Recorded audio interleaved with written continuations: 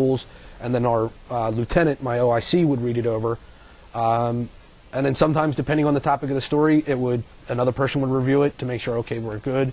And then they would publish it and market it out to the masses. Any type of Marines with the make me famous kind of feel? Like That's, I mean, I would kind of joke around about that, because like I said before, it was hard to gain their trust in the beginning. So a lot of guys would kind of razz me, like, oh, camera guy, what are you doing here? I'll make you famous. You know, and, excuse me. So some guys had fun with it. Some guys really didn't like talking to me. They had that perception of, okay, he's a journalist. I see what they portray Marines as in the news. I see how they twist words. So I'd have to convince them, like, hey, man, no, I'm a Marine too. I'm not just a journalist. I'm not going to, I'm not going to make you look bad. They verbalized that to you, or sometimes they did, or yeah. I mean, people see a camera and they would get nervous. I think that's a lot of people get nervous, even if they're sure. Just out in the public. You see somebody pointing a camera at you, it's like, what are you doing? So it made guys a little nervous. So it took me a little bit of time to gain their trust. I had to kind of be a little crazy, just show them, like, hey, I'm good at this. I'm an asset. I'm not a liability. So you show them crazy. Like when I would go to their fobs and stuff, if they had to pull like a night watch, even if I hadn't slept, I'd be like, hey, dude, I'll take it. Get some sleep. You need to sleep more than I do. I would take their watches. I would, I would burn the the toilets, what was left in the toilets, take somebody's turn doing that. If we came into contact, I'm usually running, taking photos, running across rooftops in the midst of fire. I'm still running around taking photos. So after that, they're like, this guy's crazy, we love him. The crazier you were, the more people liked it. It was a wild atmosphere. As your deployment starts to draw to a close in April 2007, mm-hmm. Were you covering the surge? I mean, were you cognizant of the surge? Did you do stories on it? I really didn't, because it really didn't affect our area as much.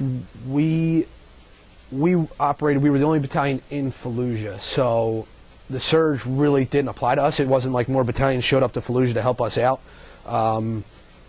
And we held the city. I mean, we had our one company was in the government center in downtown Fallujah. One of the old train station was another one of our companies. And then we had Alpha Company that was right along the Euphrates River. It wasn't like we got resupplied when the surge happened. It was just, we could operate it as usual. Nothing really changed for us. October 2006, April 2007, when you leave, could you feel success? Did it seem better, worse, gauge success across that deployment? It was really difficult to tell. I think because at the end you're so emotionally drained, physically drained. You're more focused on just accomplishing the mission. When you get closer and closer to home, you get more cognizant of the fact that, I don't want to be that guy who gets killed a week before I go home. So to witness the improvements like you hope, but to really see it after, it's like when a kid grows. If you see him every day, you don't notice how much he's grown, but if you go away for a certain amount of time and come back, you can realize how much they've grown. So to be able to sit and say, okay, it's much better, was difficult, because I was there every single day and witnessing it from a day-to-day experience.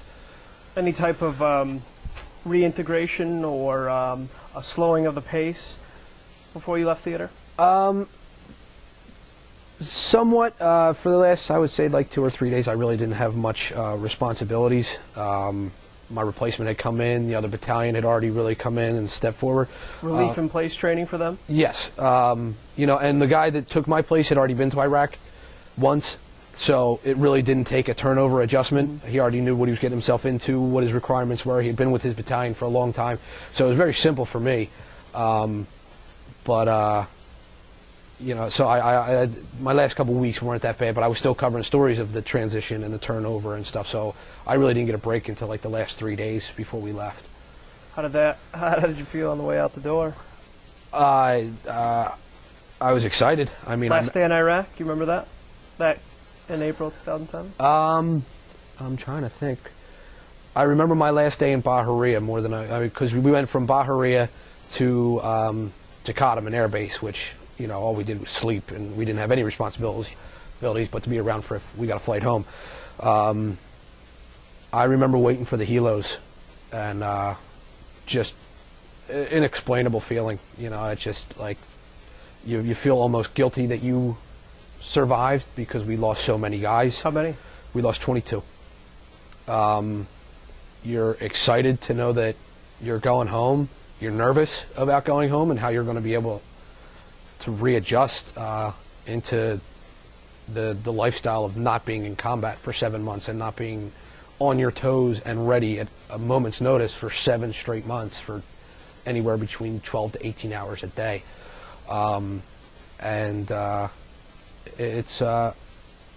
It was good. I got all my fingers and my toes. I can't complain. But yeah, I can remember waiting for that helo and a lot of stuff going through my mind. Just laying on the gravel waiting for the pretty much, yeah. Just had it stacked up, and just seeing those helos come in, man. It's like a liberating. It's like, oh my God, I'm really going home. I'm getting out of here, and I'm alive. I'm safe. So it's a flood of emotions. Straight back to Pendleton? No, actually, we went to 29 Palms, which is the most desolate place on the planet. There's absolutely nothing around. Now, because I was with reservists and I was active duty, when they were for them to get off active duty is the same process I related to as getting out of the service entirely. So they had a lot of responsibilities, whereas I was already active duty and I was just going back to Pendleton. So I would just hang out for the most part and wait for these guys to get done. I'd play golf or any reintegration classes required? We did. And we did a lot of those while we were still while we were in country for the last couple of days. Like those last 3 days, it was you sat in a classroom and watched like 4 hours worth of PowerPoint.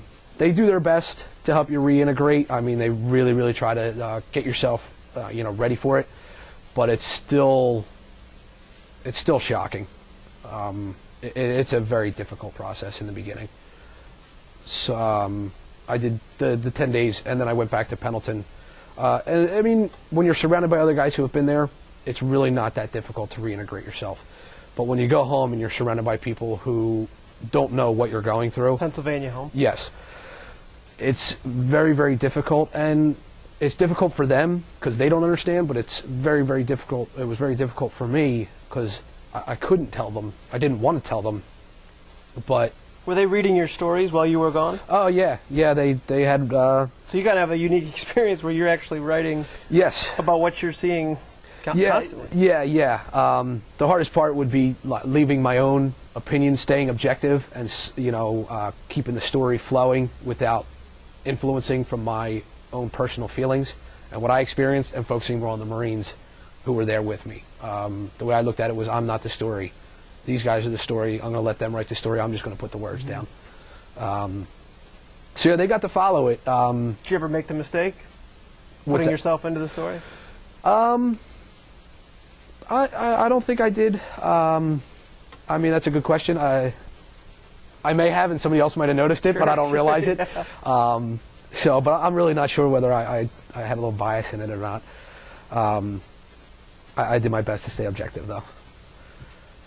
How was the, when you're first back with your family? It's certainly tough, but is there anything in particular that stood out? It was great. They all met me at the airport. My brothers and sisters, my parents, my nieces and nephews. They had signs and stuff. My grandmother was there, so when I first walked through, my nieces and nephews came up and attacked me, and my mom was crying, my sisters were crying. I was hugging my nieces and nephews. They knocked me clear over. There were a handful of people that didn't know me, tears in their eyes just seeing what was going on. One woman, actually, her sister was standing there waving to her right in front of her like, hey, I made it, I'm here, and she's not paying attention. She's sitting there crying, looking at, at my family. So that was nice, and then I got to agree with a lot of thanks. But it was difficult. I surprised my grandmother. I told everybody else but my immediate family that I wasn't going to be home for her birthday, and so I came. I walked into the party, and nobody knew. They thought I wasn't home yet, so they all got excited and stuff. So that was cool. But like I said, it was very difficult. I asked my father to tell everyone I don't want a welcome home party, but my sisters, being sisters, planned one anyways. So I was not very happy about it, because at that point I just